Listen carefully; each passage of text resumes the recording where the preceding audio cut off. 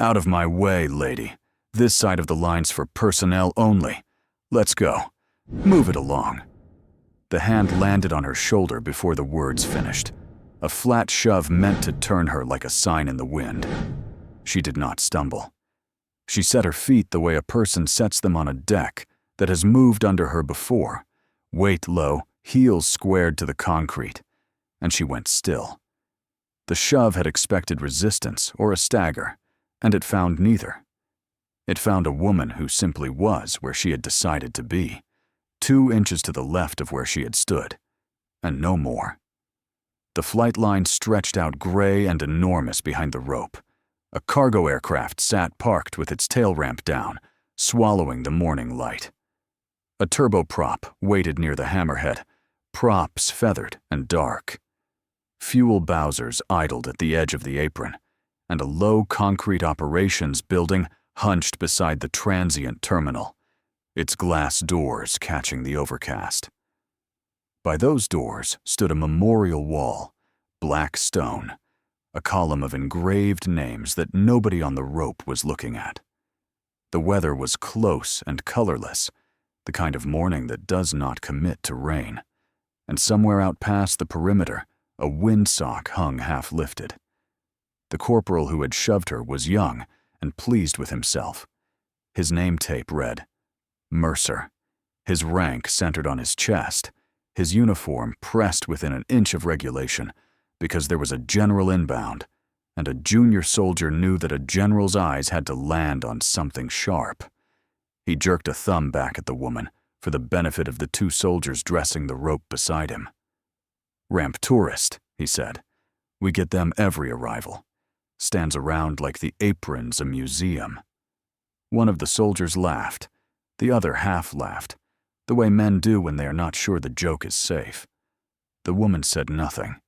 She wore a plain blue jacket, civilian, no insignia anywhere on it, the sort of jacket that says contractor or dependent or somebody's ride home.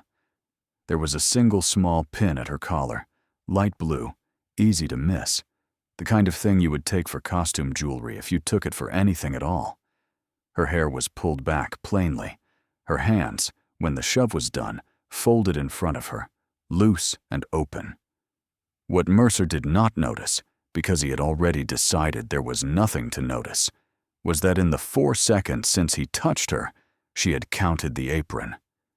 The 2 exits from the rope area, the fuel bowsers and the distance to them, the open tail ramp and the angle of the wind off the sock, the turboprop holding short. She had read the whole field the way a person reads a room they intend to survive, and she had done it without moving her head.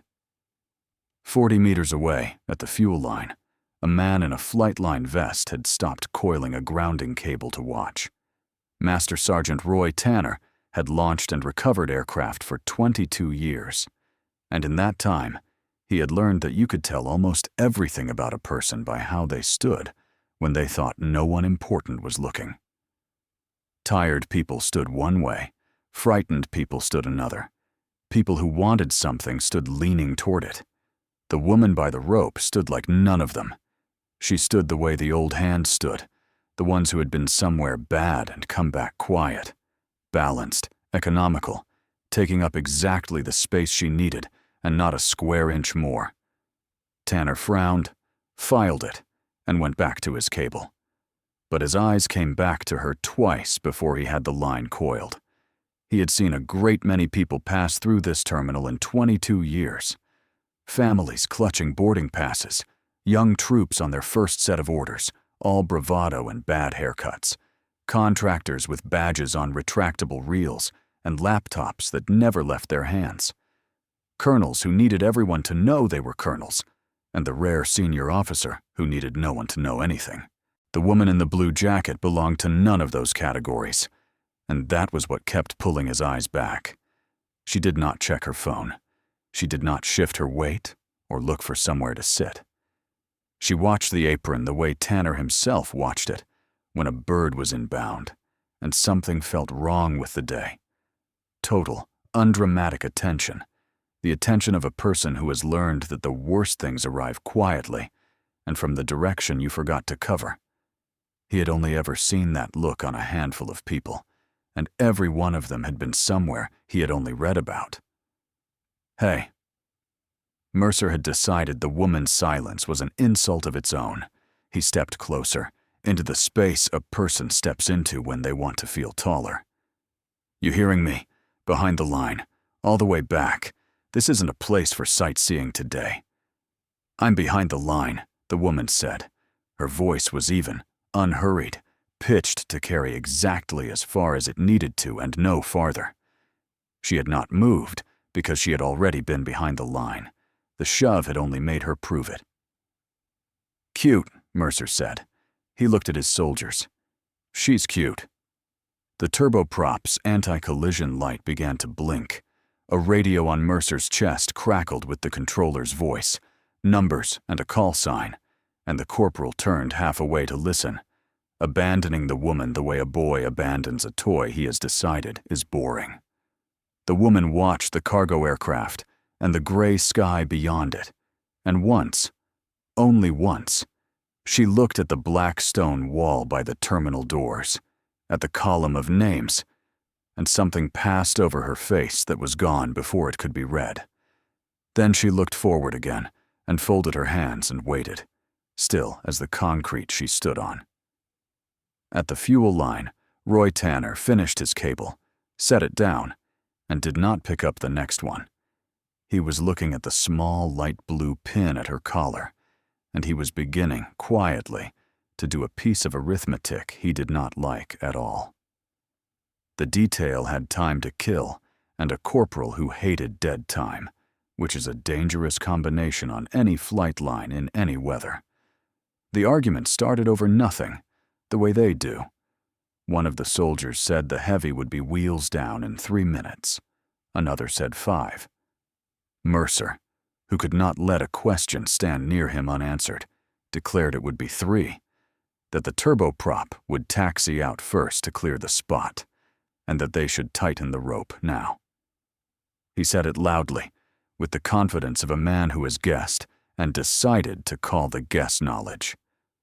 Your heavy lands first, the woman said. She had not been asked.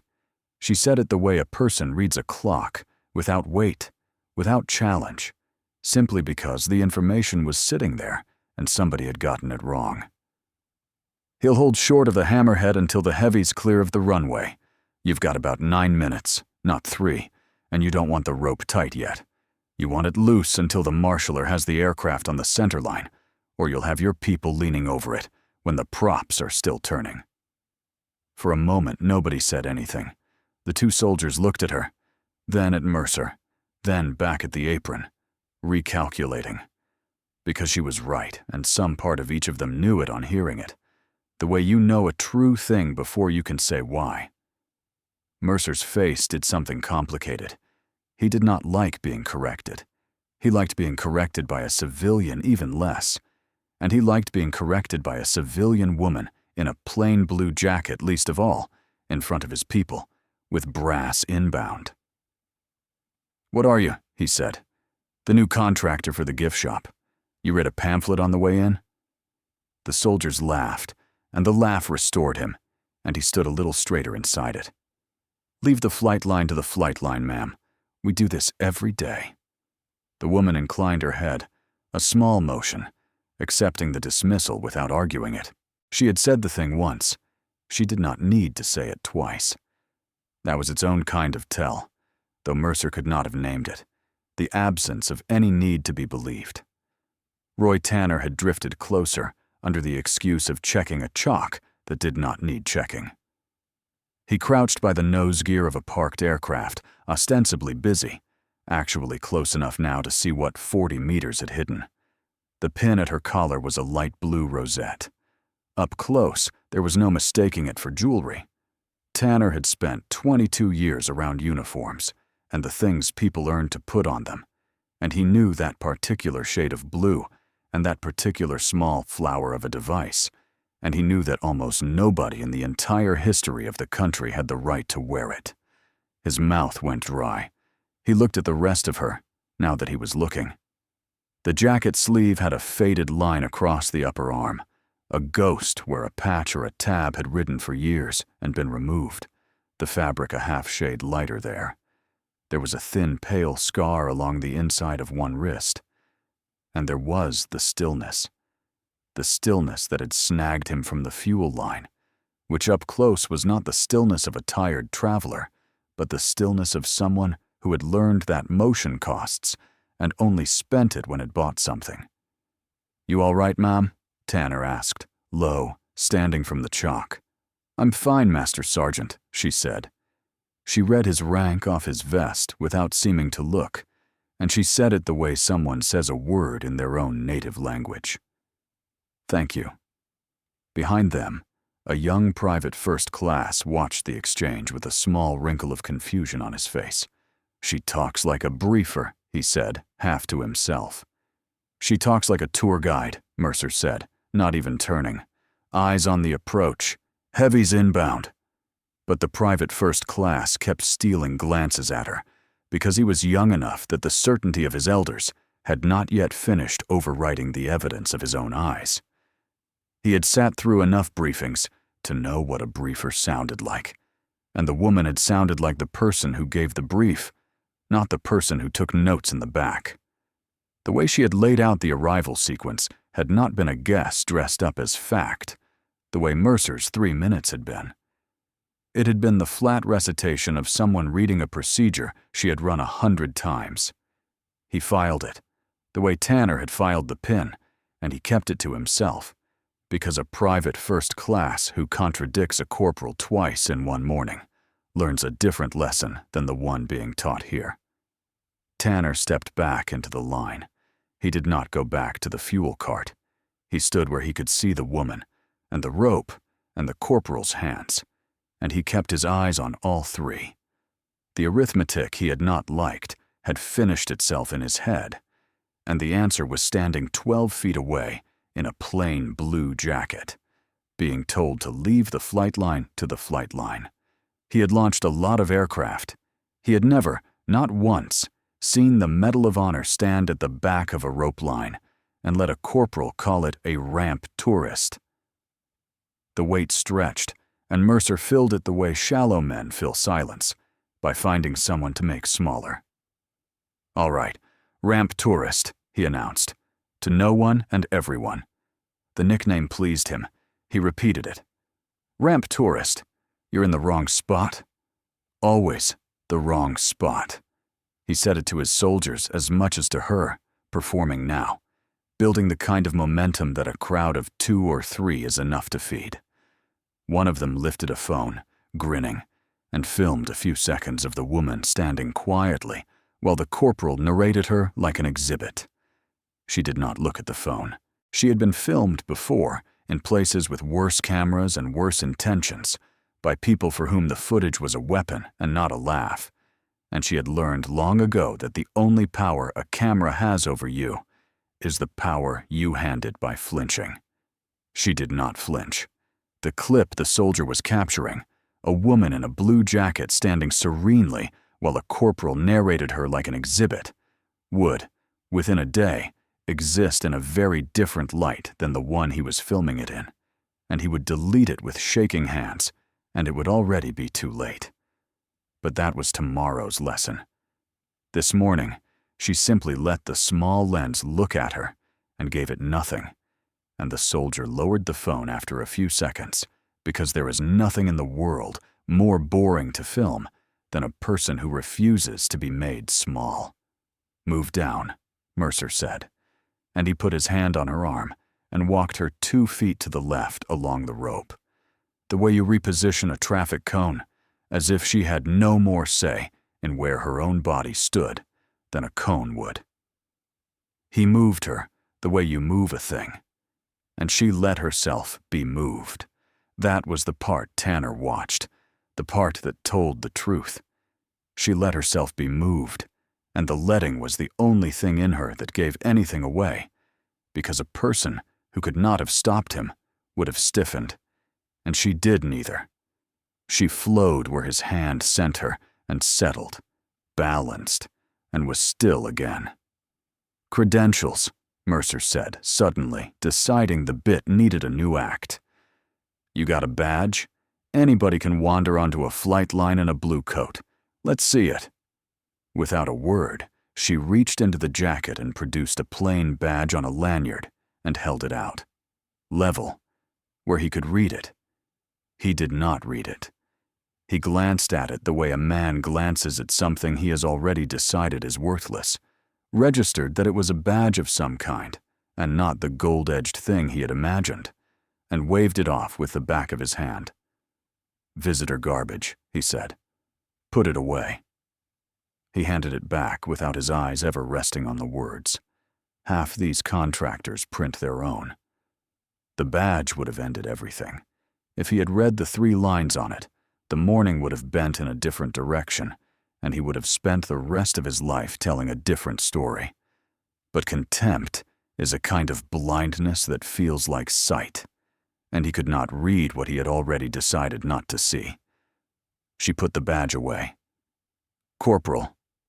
Tanner's voice, flat, from the line. Mercer turned, half annoyed, and at that exact second, the radio on his chest came alive with the controller and the tower handing off the inbound, heavy, numbers and instructions, and the whole detail's attention snapped to the approach end of the runway, where a dark shape had appeared low under the clouds with its gear down. The moment passed. Tanner's word hung in the air with nowhere to land. The woman put her badge back into her jacket, unread. She looked once more at the black stone wall by the terminal doors, at the column of names she had not come to read, but could not help reading, and then she faced front again and folded her hands. If you have ever watched the young decide that a quiet woman is no one, stay with this one, and subscribe to the veteran vault. The heavy was on short final now, and the sight of it changed Corporal Mercer. It is one thing to clown for 2 soldiers in a lull. It is another to have a 2-star general's aircraft growing larger by the second in your windscreen, and to suddenly understand that in 90 seconds, a flag officer would step onto your apron, and the first thing those flag officer eyes would do is sweep the rope line you were responsible for. Mercer's stomach tightened.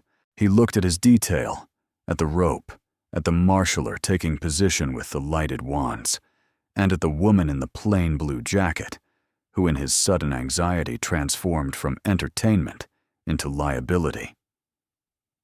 "You're done here," he said to her, and the joking was gone from his voice now, replaced with something tighter and meaner. "I'm walking you back to the terminal. Civilians don't stand on my flight line when a 2-star steps off. Let's go." "I'll stand where the crew chief puts me," she said. "You'll stand in the terminal." He took her arm, not the loose reposition of before, but a grip, fingers closing, the grip of a man who has decided to be obeyed. He began to march her toward the glass doors. Her balance did not break. That was the thing that an honest observer would have noticed, and Tanner, 12 feet away, was an honest observer. A person being hauled off balance leans back, drags, pulls against the wrist. She did none of it.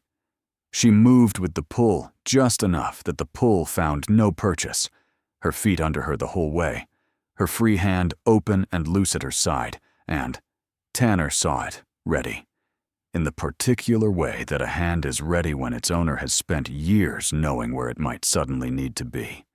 The grip on her arm was doing nothing except making the corporal feel in charge. "Hey, Mercer." The private first class, nervous, hovering. "Maybe. Should we just check who she is? Before we, I checked," Mercer said. "Visitor badge. She's nobody." He was not going to look small now, second-guessing himself in front of the detail with the aircraft on the deck. To stop would be to admit the boy might be right, and he had already spent too much pride to refund it. The other soldiers found things to look at. This is what bystanders do. The apron offered 100 reasonable elsewheres for their eyes, and one by one they took them.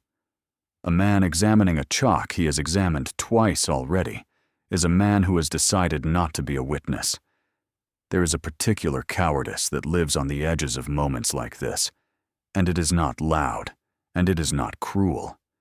It is only the quiet rearranging of one's gaze so that whatever is about to happen will not, technically, have happened in front of you.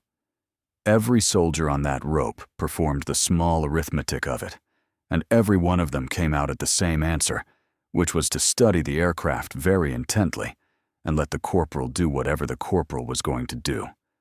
The heavy touchdown at the far end with a double bark of rubber, and reverse thrust climbed into a roar that rolled across the field. And under the cover of that roar, Mercer's grip on the woman's arm tightened by a degree that no one else could see, and that she felt precisely, and chose, again, to permit. 3 steps toward the terminal, the woman stopped. She did not pull. She did not plant her feet and yank. She simply became immovable, the way a bollard is immovable, her weight settling into the concrete so smoothly that, for a half-second, Mercer kept walking, and his own grip jerked him to a halt against her stillness. He turned, surprised, and found her looking at him with an expression that held no anger at all, which was somehow worse than anger would have been. "I'll move where the crew chief puts me," she said evenly, "not where you push me." A small pause. "There's a difference, Corporal, and out here it matters." It was not a threat. It was a fact, set down on the concrete between them, as plain as a chalk under a wheel. Mercer's jaw tightened.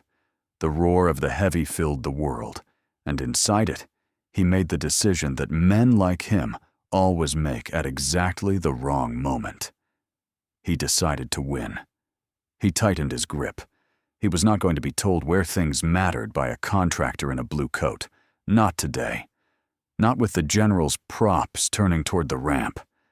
The turboprop's blades began, at last, to spin up. The heavy cleared the runway and turned onto the taxiway, nose swinging toward the apron, toward the rope, toward them all. Roy Tanner had seen enough. He left the line.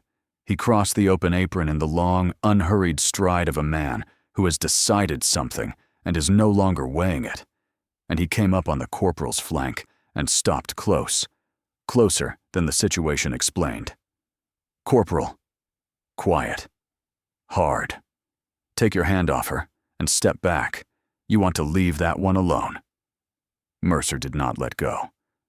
"Respectfully, Master Sergeant, I've got the line. We're 90 seconds from a 2-star, and I am not having a wanderer in the—" "Son." Tanner dropped his voice until it was meant for one set of ears only, and there was something in it that made the 2 nearby soldiers go quiet without knowing why. "I have launched birds off this concrete for 22 years.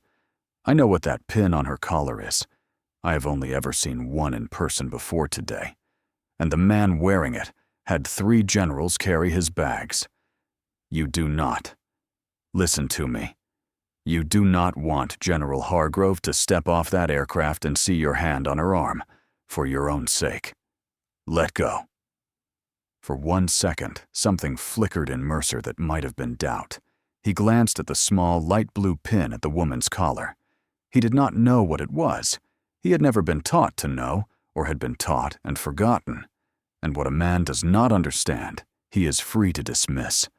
He decided the old Master Sergeant was bluffing, running interference for some VIP's wife, some contractor with friends, the way senior people sometimes did. He decided wrong. "Noted, Master Sergeant," he said, and he didn't let go. He walked her, instead, to the very back of the rope line, planting her behind the soldiers where she could not, as he put it under his breath, embarrass anybody, his hand still closed on her sleeve, his chin up, performing his authority for the aircraft, now slowing toward them. What the boy in the pressed uniform did not know is what the next 4 minutes would teach him. Subscribe so you do not miss it. The aircraft swung onto the center line, the marshaller's wands crossing and lifting, and the engines began, finally, to wind down. Tanner stepped back into the line because there was nothing more he could say that the corporal would hear. He stood at attention, eyes front, jaw set, and beside him, the woman in the blue jacket stood at the back of the rope, with a young man's hand on her arm, and Tanner kept her in the corner of his eye and waited for the world to correct itself. The engine spun down, and in the long descending whine of them, the gray morning went away. It is a strange thing about the mind, that it can stand on a cold apron in one country and be entirely in the dark of another. The woman did not close her eyes. To anyone watching, she was only standing, still as ever. But she was not on the flight line anymore. She was 11 years gone and most of a world away, and she was 27 years old, and it was night. There is a kind of dark that is only ever found a long way from home, a dark with no glow on the horizon and no friendly light anywhere in it, and she had learned by then to work inside it. They had come in low and quiet against a compound that intelligence had called lightly held, and intelligence had been wrong, the way it is wrong on the nights that make legends and graves. The breach had gone in clean, and the second room had been full of men who should not have been there, and within 90 seconds, the assault that was supposed to be a whisper had become the loudest thing in the valley. Captain Brooks had felt the operation come apart in her hands the way ice comes apart underfoot. A crack, then a lurch, then everything moving at once. Comms fractured. 2 of her people went down in the courtyard. The plan, which had been a beautiful and careful thing, was gone, and what was left was the oldest math in her profession, a way out, and the number of seconds the way out would stay open, and who would have to stand in the gap to keep it open that long. There was a corridor. It was the only path the wounded could be carried down to the wall and over it to the fields where the helicopters would come. And the corridor had a corner, and whoever held the corner held the lives of everyone behind it. She took the corner. She did not order someone else to it. She took it herself because she had counted the seconds, and she had counted the magazines, and she had understood, in the cold, clean way she understood the apron 11 years later, that this was hers to do. She traded ground for time. She made noise where noise would pull attention to her and away from the men carrying the wounded. She moved and fired and moved, and the night strobed and roared, and she counted. She had always counted. It was the engine under her stillness. Rounds, seconds, the spaces between the spaces. Sergeant First Class Gabriel Foss held the corridor beside her. He was her team sergeant, and he was the best of them. And he had a daughter whose drawings he kept folded in a pocket that the regulations did not strictly allow. He held the low side while she held the high, and between them, they kept the corridor open while the wounded went down it and over the wall, one and then the other, into the hands waiting in the dark. The last man out was the one they had carried, and he lived. And in the moment the corridor no longer needed holding, in the half-second of turning to follow, Gabriel Foss was hit covering that last yard, and she reached him a beat too late. One beat, the width of a single breath, the distance she would spend the rest of her life trying to close in dreams and never closing. There is a thing that happens in the worst seconds, which is that time does not speed up the way the stories say. It slows. It became, for her, a series of still photographs with darkness between them. Foss turning, the muzzle flash that was not theirs, the last man already over the wall and safe, and never knowing the price of the yard he had just crossed. She had reached for Foss the way you reach in water, everything slowed and heavy, and one beat behind. Her hand had closed on his gear. She had pulled. And she had known, in the way the body knows before the mind permits it, that what she was pulling was already only weight. She had stayed in the corner 4 seconds longer than the count allowed, because leaving meant the leaving was true. Then she had done the hardest thing she ever did, which was not the holding of the corner, and was not the fighting in the dark. It was the letting go. It was coming off the high ground with him over her shoulder and not down it, carrying him out not to save him, because he was past saving, but because you do not leave Gabriel Foss in a courtyard a long way from home, not while you are breathing, not ever. She got the wounded out. She got Foss's body home. She did not get Gabriel Foss out, because the man and the body had become two different things in the space of one beat she would spend her life trying to close. The medal they would later hang at her throat on a light blue ribbon, the one that had shrunk down to a small rosette at the collar of a plain blue jacket, she has always understood as his. She has never once thought of it as hers. It is the receipt for a debt that cannot be paid, and she wears it the way you keep a photograph of someone you failed to save, because to take it off would be to pretend the corridor never had a corner, and the corner never had a cost. On a cracked radio net that night, voices she would never meet had started calling her by a name that stuck, Grey Wolf, because she had held the high ground alone and would not come off it until the Count said she could. The name had followed her up the years. Generals knew it. The men who wrote the citation knew it.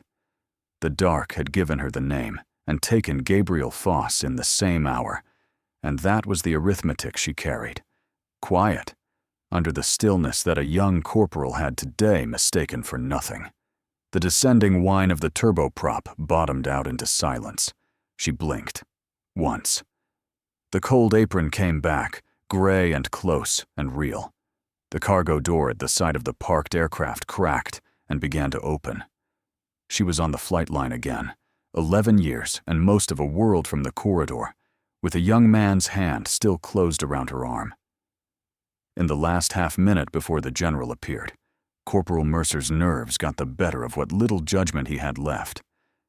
The forward door was opening. An aide had appeared at the top of the air stairs that the ground crew rolled into place. The detail stiffened. And Mercer, certain the woman was one wrong move from ruining the picture, decided to reposition her one final time, hard, to get her fully behind the rope and out of the frame. And he yanked her sleeve. The yank did what the shove and the grip had not. The small light blue pin, which had been fixed to a jacket collar and not to a uniform built to hold it, tore loose. It fell.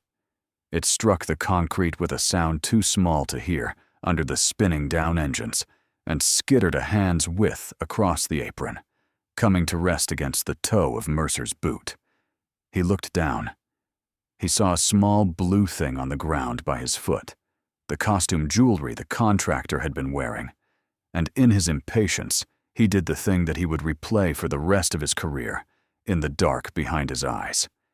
He set his boot on it. Not a stamp, just a careless half-step, the sole of his boot covering the light blue rosette against the gray concrete. "Leave it," he said.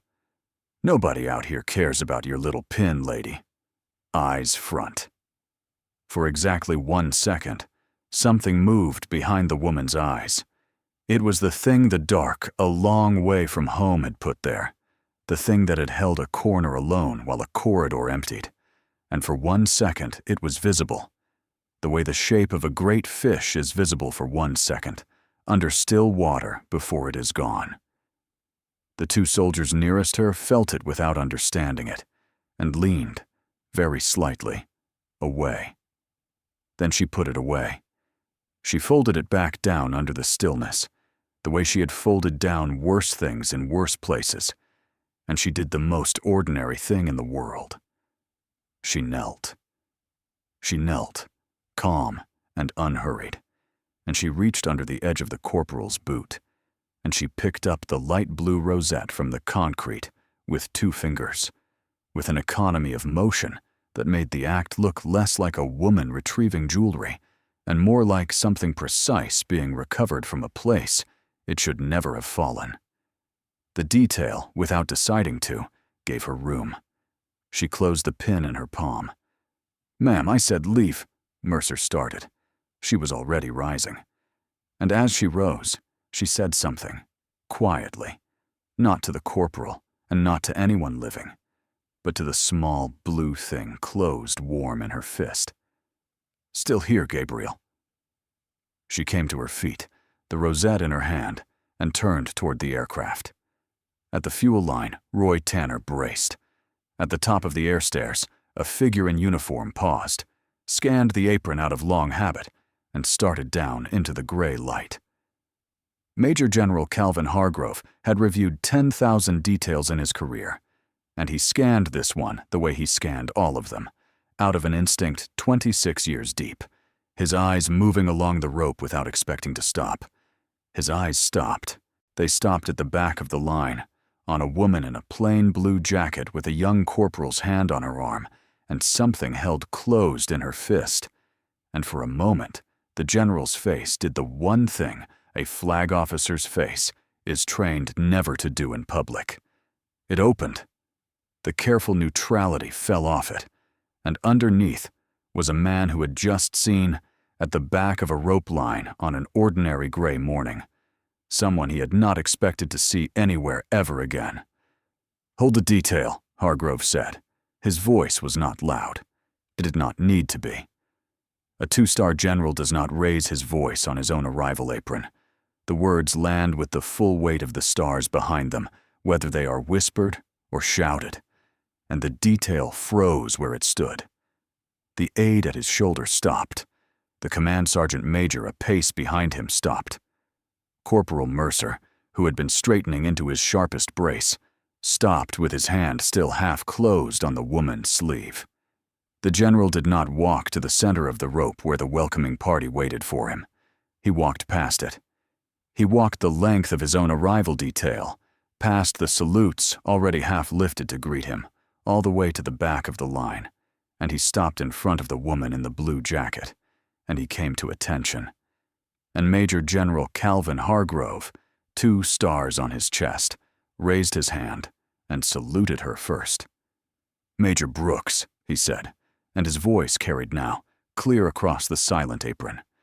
"The Medal of Honor on this flight line gets the first salute, every time, from everyone." A breath. "It is an honor to see you again, Grey Wolf." On a flight line, silence is the loudest thing there is. The engines had stopped. The wind had dropped. And now every man on the rope had stopped too. And into that enormous quiet, the general's words fell and kept falling. Major Brooks, Medal of Honor, Grey Wolf, each one landing on Corporal Mercer like a separate stone. Behind the general, the command sergeant major's voice cracked out like a rifle shot. "Detail. Attention."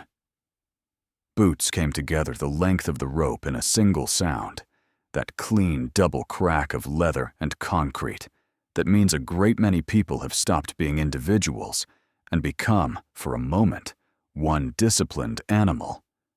The marshaller froze with his wand still crossed. The aide at the air stair stood rooted. Even the ground crew rolling chocks toward the wheels stopped where they were, sensing without being told that something had changed in the gravity of the morning, that the ordinary arrival they had launched into had become something they would describe to people for years and not be believed. Roy Tanner was already there, already at attention, eyes front, and on the weathered face of the crew, Chief was the faintest grim line that on a less disciplined man would have been a smile. He had done the arithmetic 40 minutes ago. He had been right, and being right had never tasted so much like vindication and so little like pleasure. Corporal Mercer's face did the whole journey while the apron watched.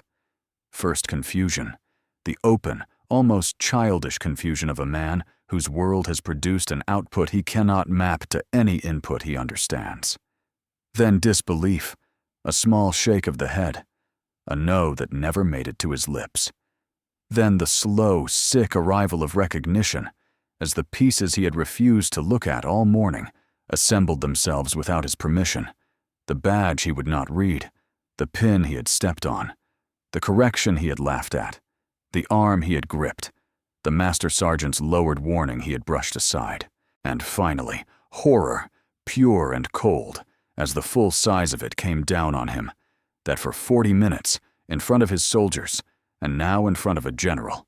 He had been shoving and mocking and gripping and dismissing a recipient of his nation's highest award for valor, a major who outranked him by a distance he could barely count, a name that the two-star in front of him had crossed a whole arrival party to salute.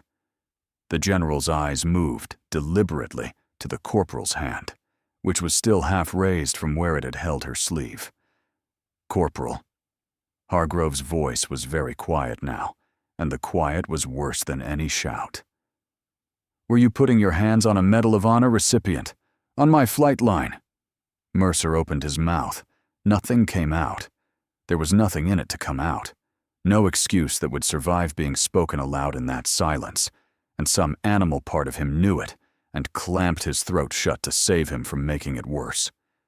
The woman in the blue jacket, calm as the first second of the morning, raised her own hand and returned the general's salute, crisp and unhurried, the rosette still closed in her other fist. "Good to see you too, sir," Major Adeline Brooks said. For a moment, the only motion on the entire apron was the windsock, lifting and falling at the field's far edge, and the only sound was the slow tick of cooling metal from the aircraft that had carried the one man on the field who had known, the instant he saw her, exactly who was standing at the back of the rope.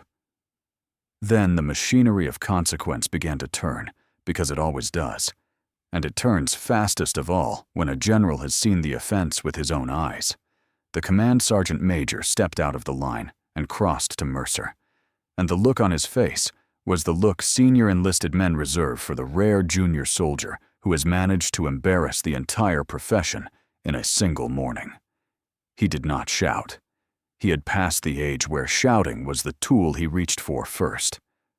"Corporal Mercer," he said, "you are off this rope, right now. You will report to your first sergeant, and you will stand there until I come find you. And when I find you, we are going to have a long and educational conversation about the word you used. The word was lady. You said it to a major. You said it to the Medal of Honor.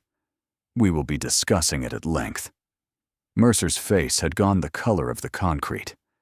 "Sergeant Major, you will not speak yet," the command sergeant major said, almost gently. "You have done enough speaking for one career." And here, in the place where a lesser story would have let the punishment run all the way to its end and called the running of it justice, the woman in the blue jacket stepped forward. "Sergeant Major." Brooks's voice was even, and it stopped the room as surely as the general's had, though it carried no stars at all, only the quiet authority of someone who had earned the right to be merciful and intended to use it. A moment. The command sergeant major turned. "Ma'am?" "He's young," she said. She looked at Mercer, not with anger, not with triumph, but with the level, unsentimental attention of someone who had buried the part of herself that wanted revenge a long time ago, in a corridor, with a man named Foss. Let him learn it. Don't let him lose his career over it. There's a difference between a bad day and a bad man, Sergeant Major. And I have known real bad men, and this isn't one. This is a boy who didn't look. The Army can use a boy who didn't look if somebody teaches him to look." She paused. "Make him learn it. Don't make him a casualty of one morning. I've seen enough casualties. Honor the ones who carry it in silence. Subscribe to the veteran vault, and let this woman's story find the people who need it." The command sergeant major looked at her for a long moment, and then he looked at the general, and General Hargrove gave the smallest nod a two-star has ever given. The machinery, which had been about to grind a young man to powder, slowed and shifted, and became instead the slower, harder machinery of a lesson that a man carries for the rest of his life and does not get to forget. "Off the rope, Corporal," the command sergeant major said. "We'll talk. You'll keep your career. You will spend the rest of it earning the mercy you just got handed, because you did nothing to deserve it." He stepped back. The arrival went on, because aprons do not stop for long. The general's party formed up. Hargrove paused only to take Brooks's hand in both of his and say something low that no one else heard. And then, the duty of the day carried him toward the waiting vehicles. The detail broke down the rope. The soldiers who had laughed found that they could not look at one another. And Corporal Cody Mercer, before he went to stand and wait for the conversation that would mark him, did one thing right. He came back. He crossed the breaking down apron to where the woman stood fixing the small light blue rosette back to the collar of her jacket, and he stopped a respectful distance away, gray-faced, and he did not look like a man trying to save himself because he had already understood that he had been saved and had not earned it. "Ma'am," he said. "Major, I'm sorry. I didn't—" His voice failed. He started again. "I didn't look. You were right there, and I didn't look." "You didn't look," Brooks agreed. There was no cruelty in it, and no warmth either. There was only the truth, set down between them the way she set things down. "Next time, look. Look at the quiet ones longest. That's the whole lesson, Corporal. That's all of it." She pressed the pin firm against her collar. "And when you tell this story, and you will, for the rest of your life, don't tell it about the medal. Tell it about the man it's for. His name was Foss. He was better than both of us. Remember him, and we'll call the morning square." Mercer swallowed and nodded, and came, clumsily, but meaning it with everything he had, to attention, and saluted her. She returned it, and let him go. Before her flight, Major Brooks walked to the black stone wall by the terminal doors, the one she had looked at 3 times across the morning and not let herself approach. The column of names ran down the polished stone, and she found one without searching, the way you find a thing your hand has found 1,000 times in the dark. She touched it with 2 fingers. Gabriel Foss. She stood there a moment, in exactly the stillness she had begun the day in, the stillness a corporal had called nothing, and she said nothing at all, because everything had already been said years ago in a place with no light. At the fuel line, Roy Tanner watched her stand at the wall. He understood what he was looking at, because he had stood at walls like it himself, had run his own fingers down his own column of names on mornings when no one was watching.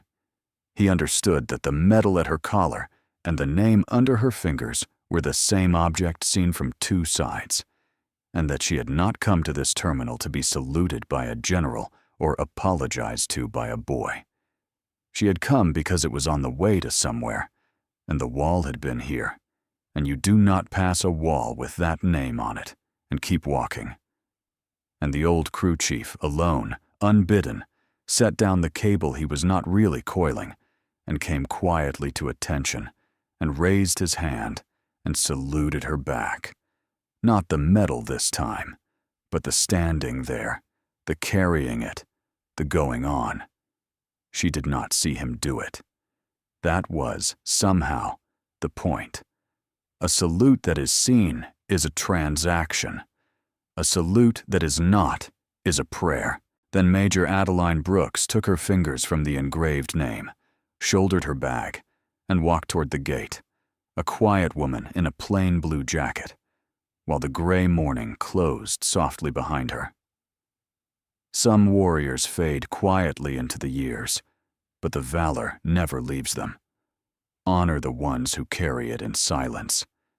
Thank you for staying and watching. Subscribe to the Veteran Vault for more.